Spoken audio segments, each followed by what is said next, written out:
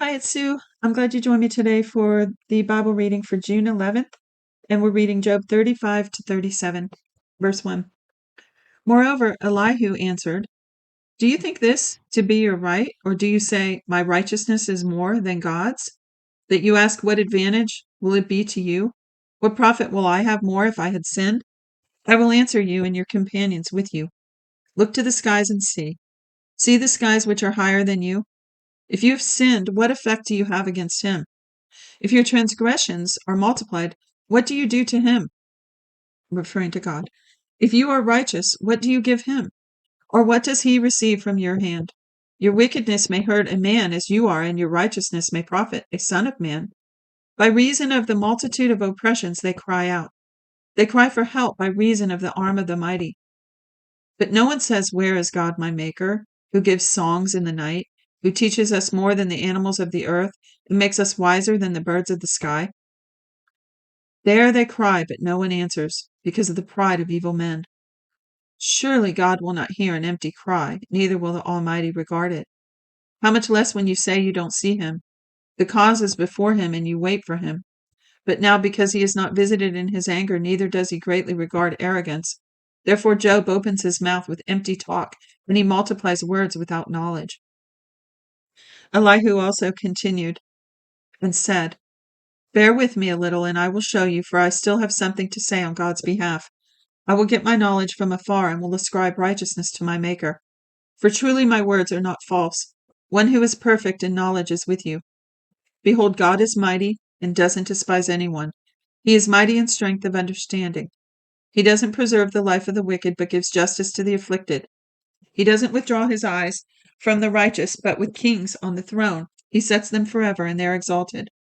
If they are bound in fetters and are taken in the cords of afflictions, then he shows them their work and their transgressions, that they have behaved themselves proudly.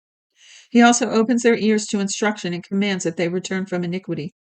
If they listen and serve him, they will spend their days in prosperity and their years in pleasures. But if they don't listen, they will perish by the sword. They will die without knowledge. But those who are godless in the heart lay up anger. They don't cry for help when he binds them. Now, I hope you can't hear my squeaky chair and the thunder outside.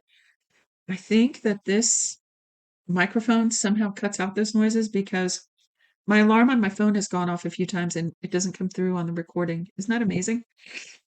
All right, anyway, I got a really squeaky office chair. So where did I leave off?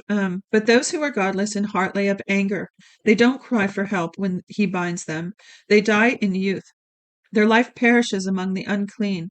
He delivers the afflicted by their affliction and opens their ear in oppression. Yes, he would have allured you out of distress into a wide place where there is no restriction.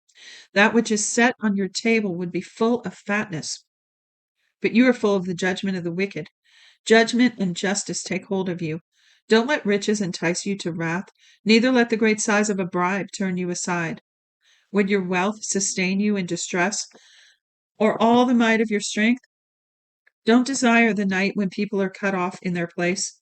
Take heed, don't regard iniquity, for you have chosen this rather than affliction. Behold, God is exalted in his power. Who is a teacher like him? Who has prescribed his way for him? Or who can say you have committed unrighteousness? Remember that you magnify his work about which men have sung. All men have looked on it. Man sees it afar off. Behold, God is great, and we don't know him. The number of his years is unsearchable. For he draws up the drops of water which distills in rain from his vapor, which the skies pour down and which drop on man abundantly. Yes, can any understand the spreading of the clouds and the thunderings of his pavilion? Behold, he spreads his light around him. He covers the bottom of the sea. For by these he judges the people. He gives food in abundance. He covers his hands with the lightning and commands it to strike the mark. Its noise tells about him, and the livestock also concerning the storm that comes up. Yes, at this my heart trembles and is moved out of its place. Hear, oh, hear the noise of his voice, the sound that goes out of his mouth. He sends it out under the whole sky, and his lightning to the ends of the earth.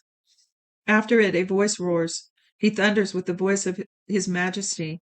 He doesn't hold back anything when his voice is heard. God thunders marvelously with his voice. He does great things which we can't comprehend. For he says to the snow, fall on the earth. Likewise to the shower of rain and to the showers of his mighty rain. He seals up the hand of every man, that all men whom he has made may know it. Then the animals take cover and remain in their dens. Out of its room comes the storm, and cold out of the north. By the breath of God ice is given, and the width of the waters is frozen. Yes, he loads the thick cloud with moisture. He spreads abroad the cloud of his lightning. It is turned around by his guidance, that they may do whatever he commands them on the surface of the habitable world, whether it is for correction or for his land or for loving kindness that he causes it to come.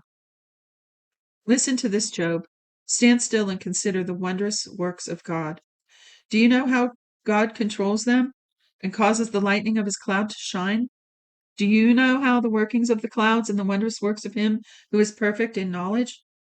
You whose clothing is warm, when the earth is still by reason of the south wind, can you with him spread out the sky, which is strong as a cast metal mirror?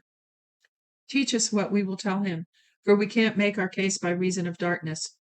Will it be told him that I would speak, or should a man wish that he were swallowed up? Now, men don't see the light which is bright in the skies, but the wind passes and clears them.